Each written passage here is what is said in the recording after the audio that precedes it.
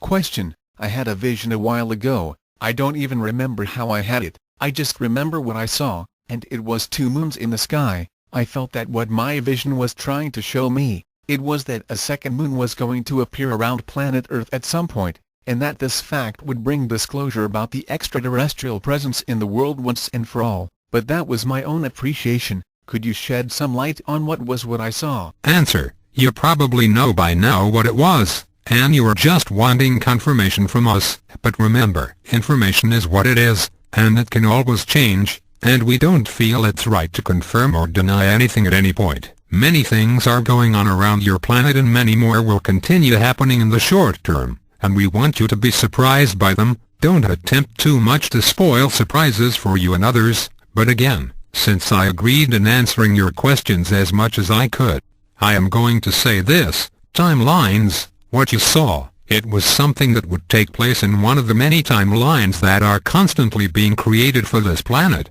And yes, governments are still unable to reveal the presence of extraterrestrial beings on Earth without causing a chaotic situation on the planet, and that's one of the main reasons they haven't done so. And yes, the appearance of a second moon in your skies would indeed make everyone question the current situation of the planet. Large ships, here and there, could still make some people dubious as to what is going on, and what has been dubbed as Project Bluebeam in your society would be invoked as the reason for said ships. Plus, most certainly not everyone on Earth would see these ships. It would be localized events only, but the appearance of a second moon would be seen worldwide, and it would be undeniable. As advanced as technology is in your planet, projecting a fake image of a second moon on a global scale is far from what the current clans on Earth playing the current takeover game can have access to. A second moon would be brought from somewhere else, by someone else, outside Earth. People would run to their governments for an explanation,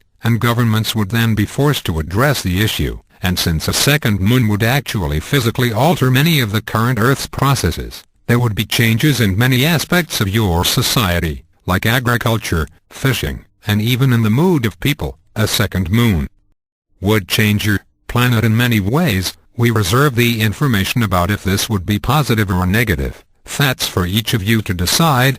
Question: okay, I guess I wasn't too far off in my guesswork, but you mentioned something about different clans on Earth playing the takeover game. What was that about? Answer: does this really come as new information to you? We have told you many times that everything that's going on in your planet is a game, played by different soul groups, and there's also soul group associations, which merge for a common objective, but still compete against each other for the rewards of beating the game. The current goal of one junction of soul groups is to take over the planet, but they are subjected to also competition from another association of soul groups trying to wake up as many people as possible so this doesn't happen. It's pretty much a two-faction game, one faction trying to take over the planet, the other faction trying to prevent it. There's a deadline for it, which we won't tell you about, but it is within this time limit that this objective must be reached. If by certain date the Earth is not taken over, then one of these factions wins, and they get all the reward points for their goal. If this doesn't happen, and Earth is taken over, then the other faction gets all the points. What has been happening with this latter faction, though, is that the soul groups within it have started becoming greedy, and not wanting to share the points. They are so sure of their victory, they want all points to go only to them, so they are trying to take out other soul groups within their same conglomeration. So they have internal disputes which is affecting their common goal. They are still very powerful, and, as I mentioned to you in the beginning of our communications, it is highly unlikely these groups reach their goal. But, as with everything, this might still happen, but the end result for us is the same. Too many things are changing though, and you have to keep in mind for future communications that whatever I am saying to you at the moment applies only to the timelines that are available for planet Earth at that one moment. If you contact me within 7 months, probably everything I am telling you now will not be valid, and a new reality will be perspiring on the planet. So always keep your mind open for change, and never think that whatever I am saying to you is absolute, because it is absolutely not, if you allow me the humor. Question: wait, so you are telling me that all the information you have given me so far can no longer apply? What about the repopulation plans then? You told me that was your specific mission on this planet. Did that change too? And if so, what is your new mission then? Answer: no, those plans are still in place. If it came to it and repopulation plans are aborted, I would simply leave this plane of existence and move on somewhere else. I am a relocation specialist in this incarnation, if such term can be fully understood by your current language. So, if relocation is no longer needed on planet Earth, then me and my group would move somewhere else where such efforts are indeed needed. But, for now, we are still around your planet, waiting and working. As I mentioned to you once, we are already building and rebuilding sites around the world, particularly underground, so preparations continue being made. So, what I can tell you is that the repopulation plans haven't changed at all, and be prepared for this year of 2010 to have more visions about how this is going to take place. Again, you forget the fun factor in all this. You and many others get so serious and even aggravated by what's going on in the world,